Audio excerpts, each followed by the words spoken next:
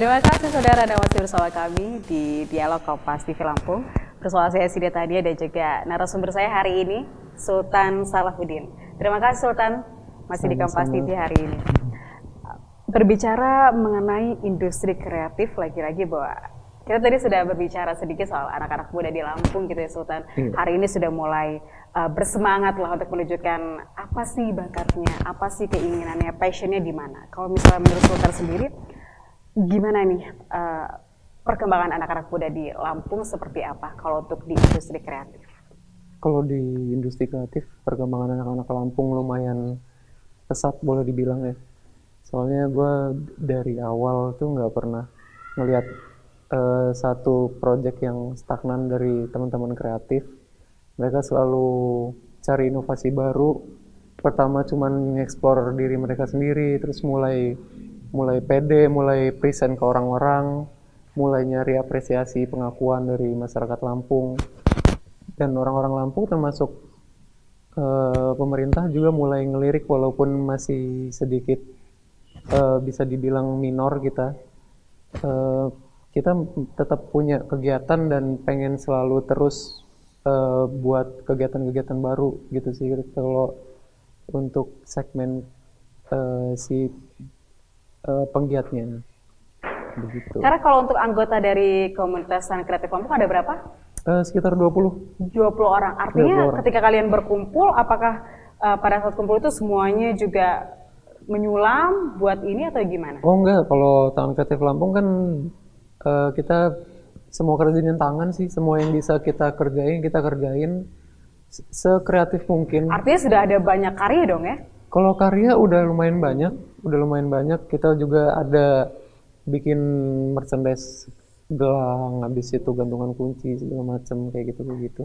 Dan kemudian gimana cara masarin ke konsumennya seperti apa? Oh, kalau untuk sementara kita masih pakai sosial media dan teman-teman ya. Kita juga biasanya ngisi booth di acara-acara kampus, acara-acara festival begitu. Oke, Sultan. Dan kemudian setelah, karena kan ini memang masih terbilang baru komunitas Tanah Kreatif Lampung. Mungkin artinya ketika teman-teman semua juga mengetahui adanya komunitas ini, mungkin mereka yang punya hobi yang sama gitu kan, menemui wadah begitu dan akhirnya nanti bisa bergabung. Dan ke depan seperti apa rencana dari Tanah Kreatif Lampung? Ingin mengadakan apa? Begitu. Kalau ke depan, kalau kita kan kemarin baru bikin mini kelas ya.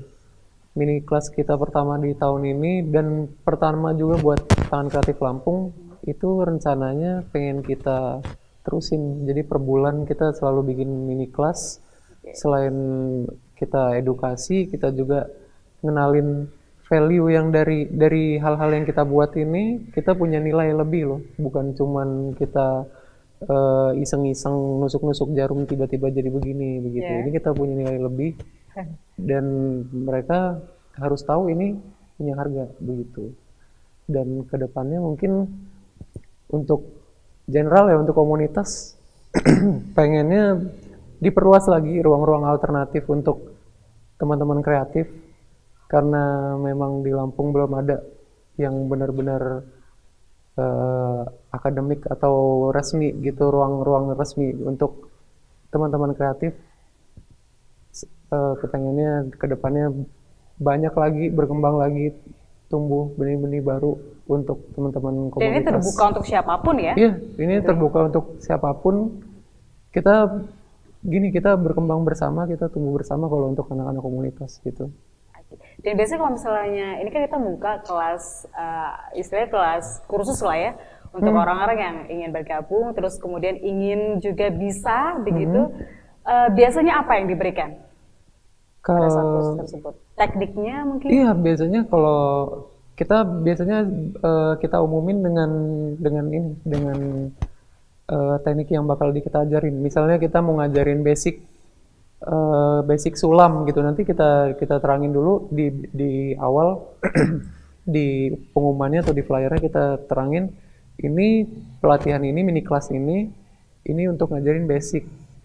Nanti kalau misalnya di bulan depan mau nerusin kelasnya lagi, nanti ada yang buat advance, buat yang berikutnya yang udah bisa ngasilin karya. Kalau yang di awal kan masih teknik-teknik awal mereka berkenalan dengan yang begini-begini itu dikenalin gitu. Jadi memang jahit menjahit ini sudah tidak asing lagi untuk anak-anak muda, khususnya untuk laki-laki mungkin ya. Kalau misalnya kita masih berpikir bahwa ya jahit menjahit masih identik dengan perempuan begitu, tapi sekarang sudah tidak ada lagi batasan itu. Nggak ada lagi. Dan kedepannya mungkin lebih apa ya? Jangan sementang jadi laki gitu ya. Nanti kayak ngeremehin itu mah kerjaan perempuan, nggak juga. Tangannya sama, 2 jarinya 10 gitu loh. Kita bisa ngerjain sama aja. Dan untuk malah kadang kalau untuk segi estetik ya, ini penilaian pribadi, lebih ke laki itu lebih Terkadang lebih rapi gitu ya karyanya, lebih kalau untuk lebih mengeksplor tuh laki.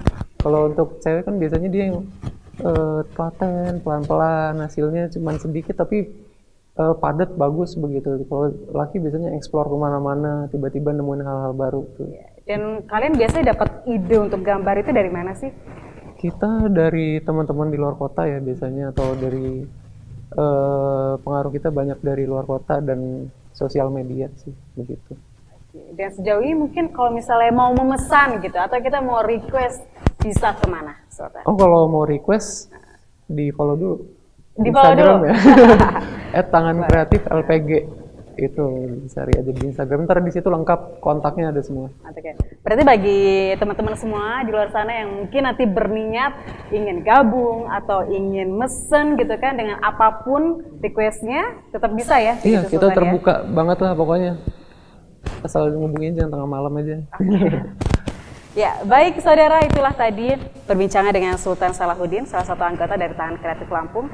Dan semoga anak-anak muda di Lampung tetap terus bisa berkarya dan juga mengembangkan kreativitasnya tanpa batas tentunya. Ya, terima kasih Sultan telah hadir di Kompas TV hari ini. Dan baik saudara, demikianlah dialog Kompas TV Lampung hari ini. Saya Sidi Tania, mewakili tim redaksi Kompas TV, pamit undur diri. Terima kasih. Tabik pun.